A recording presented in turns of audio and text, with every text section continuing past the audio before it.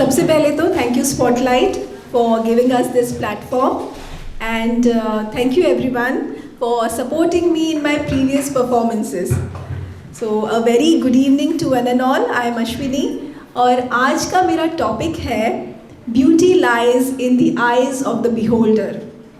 तो टॉपिक के बारे में थोड़ा बोलने से पहले आप सबसे एक रिक्वेस्ट है, एक छोटा सा टास्क है, आप सब करेंगे? Yes. चलो. So just close your eyes for few seconds. Okay, ready?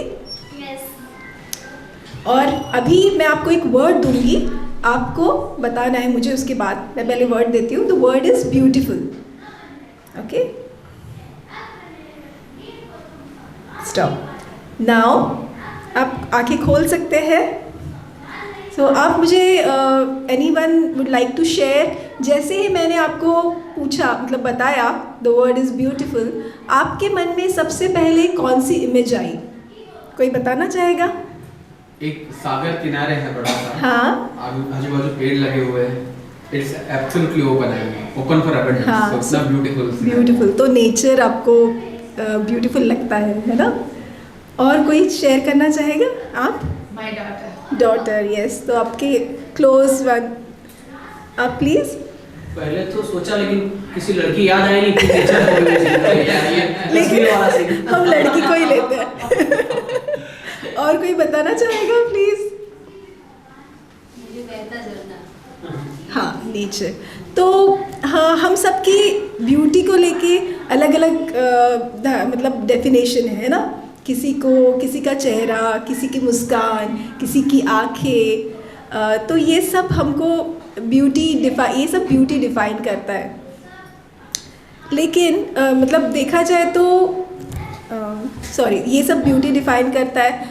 और अगर मतलब आपको जो चीज़ अच्छी लगती है, शायद आपको उतनी अच्छी ना लगे, ये भी हो सकता है. फॉर एग्जाम्पल, एक आप सोचिए, एक पेंटिंग है तो किसी के लिए वो प्राइसलेस है, पर किसी के लिए शायद वो जस्ट बिखरे हुए रंग हो सकता है. एक म्यूज़िकल कॉम्पोजिशन जिसे सुन के किसी के पैर थिरकने लगते हैं, पर किसी और के लिए शायद वो एक बैकग्राउंड नॉइज़ है. वैसे ही कैक्टस किसी के लिए रफ है तो किसी के लिए डेजर्ट की शान है.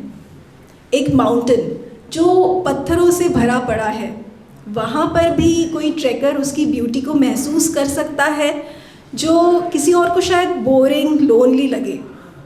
तो आर्ट हो, म्यूज़िक हो या फिर नेचर हो, हर चीज़ को देखने का अपना एक अलग नज़रिया होता है. चाइनीज़ फिलोसोफर कॉन्फ्यूशियस ने भी कहा है, everything has beauty but not everyone sees it. है ना? तो इसीलिए शायद गुलाब सबके लिए मतलब उसके लिए सबसे खूबसूरत फूल हो सकता है. क्यों? क्योंकि वो उसकी खुशबू को महसूस करता है, उसके रंग को निहारता है. पर वही गुलाब अगर कोई उसका कांटा देखे तो उसको पसंद ना आए.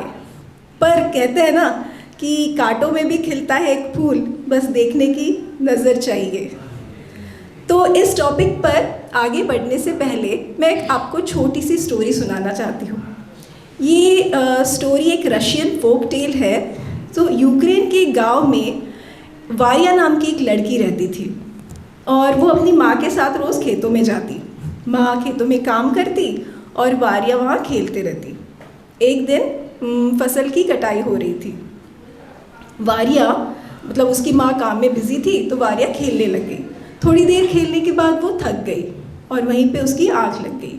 जब वो उठी तो आसपास अपनी माँ को नहीं देखा और फिर वो परेशान हो गई. इधर उधर भागती रही, मम्मी मम्मी चिल्लाती रही. उसका रोना सुनकर वहाँ कुछ लोग काम कर रहे थे, वो उसके पास आए और उससे पूछने लगे, अलग अलग सवाल पूछने लगे.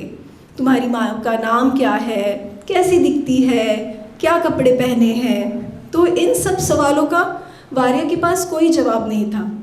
लेकिन कोई भी उससे कुछ पूछता तो बस वो एक ही चीज़ बोलती. वो बोलती, my mother is the most beautiful women in this world. जब लोगों ने सुना कि उसकी मम्मी सबसे सुंदर है तो वो बोले, अच्छा अब तो बहुत इजी हो गया इसकी मम्मी को ढूंढने के लिए.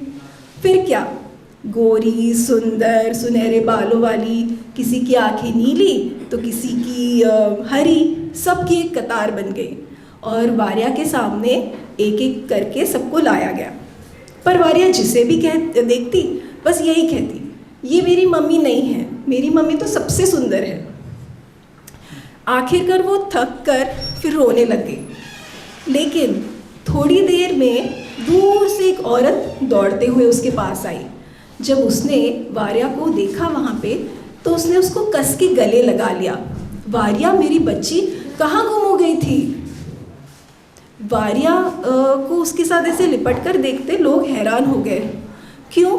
क्योंकि वो जो औरत थी उसके कपड़े मैले पुराने, चेहरे पर झुर्रियाँ थी, धूप से उसका चेहरा पूरा झुलसा हुआ, सफ़ेद बाल, पैरों पर मिट्टी लगी, सुर्ख हाथ और चिंता के भाव।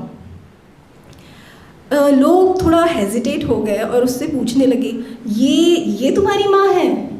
वारिया बोली, हाँ यही मेरी माँ है, दुनिया की सबसे खूबसूरत औरत। पर मतलब लोगों के लिए वो औरत तो बहुत ही एक सिंपल औरत थी, ऐसे सुंदर दिखने लायक उसमें कुछ भी नहीं था। पर वारिया के लिए वो दुनिया की सबसे खूबसूरत औरत थी।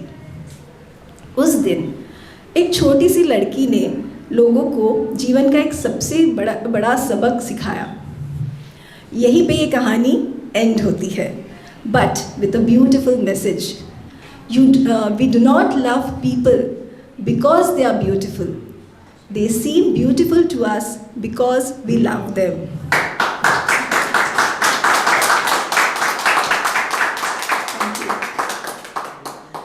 हम जब किसी से सच्चा प्यार करते हैं ना तो उसे देखने का हमारा तरीका ही बदल जाता है। लोगों के लिए वो चेहरा सिंपल होता है पर हमारे लिए वो खास बन जाता है। कुछ ऐसा ही प्यार था लैला के लिए मजनू का। लैला दिखने में मतलब लोगों के लिए लैला दिखने में सीधी सादी साधारण सी लड़की थी। कई लोग तो उसे बदसूरत भी कहते, पर मजनू वो उसका दीवाना था। एक दिन बादशाह ने उस पर तरस खा के मजनू को पूछा, लैला में ऐसी क्या बात है जो तुम उसके इतने दीवाने हो, इतना पागल हो उसके लिए? उससे 1000 गुना ज़्यादा सुंदर लड़कियां यहाँ हैं। मजनू मुस्कुराया और बोला, आप नहीं समझोगे, दिल जिसे चुनता है वहाँ दिमाग की नहीं चलती। मेरी लैला की खूबसूरती देखने के लिए आपको मजनू की आंखों से देखना होगा। अच्छा, तो क्या रियल ब्यूटी सिर्फ परफेक्ट दिखने में है? शायद नहीं।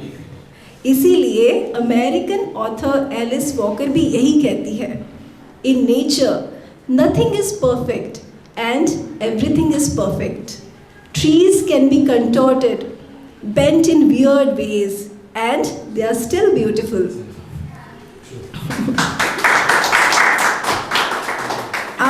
आपने इकिगाई बुक पढ़ी है? उसमें एक कॉन्सेप्ट है वाबी साबी। कोई बता सकता है वाबी साबी का मतलब? वाबी साबी का मतलब होता है ब्यूटी इन इम्परफेक्शन। जैसे यानी कि खूबसूरती सिमेट्री या चमक धमक या परफेक्शन में नहीं होती।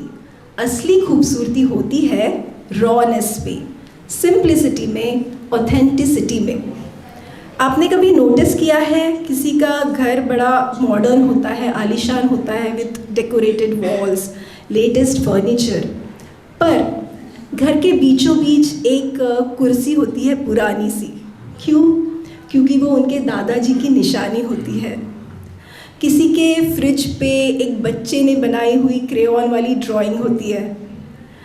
वो भले ही मोनालिसा ना हो पर उस घर के लिए प्राइज्ड पोजीशन होती है ना? जापानीज लोगों में जब कोई चीज़ टूट जाती है तब वो उसे फेंक नहीं देते, वो उसे जोड़ते हैं। सिंपल ग्लू के साथ नहीं, गोल्ड के साथ।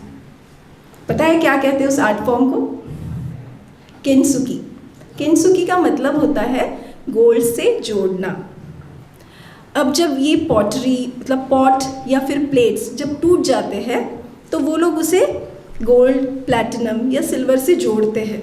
अब उनका मानना क्या है कि क्रैक्स को छुपाया नहीं जाना चाहिए बल्कि उसे हाईलाइट करना चाहिए। क्यों?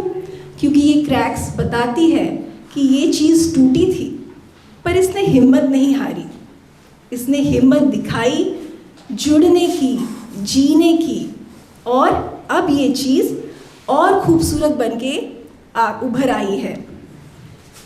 वैसे ही किसी के आँखों के नीचे डार्क सर्कल्स हो, शायद वो बता रहे हो कि इस इंसान ने अपने सपने पूरे करने के लिए रात रात भर मेहनत की है।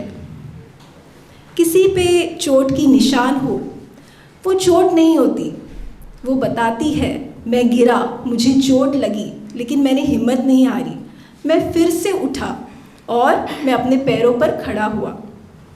किसी की स्माइल परफेक्ट ना हो, टेढ़ी मेढ़ी हो, एक दांत मिसिंग हो, पर वो मुस्कान रियल होती है। शेप मॉडल जैसा ना हो, फेस पे रिंकल्स हो, पर एक कहानी बताती है मदरहुड की, कभी मदरहुड, कभी स्ट्रगल की। अच्छा, लोगों की छोड़ो, आजकल तो सोशल मीडिया के ज़माने में हम खुद की कमियां निकालकर दूसरों को हमसे ज़्यादा खूबसूरत मानकर खुद ही डिमोटिवेट हो जाते हैं, है ना? पर असली ज़िंदगी बिना फ़िल्टर की होती है। यहाँ पर जो जैसा है वही वैसा दिखता है ना? Without filter. सो जाते जाते आप सबसे यही कहना चाहूँगी, stay unfiltered and most importantly stay real. That was my time. Thank you everyone for listening patiently and a very good evening ahead. Thank you.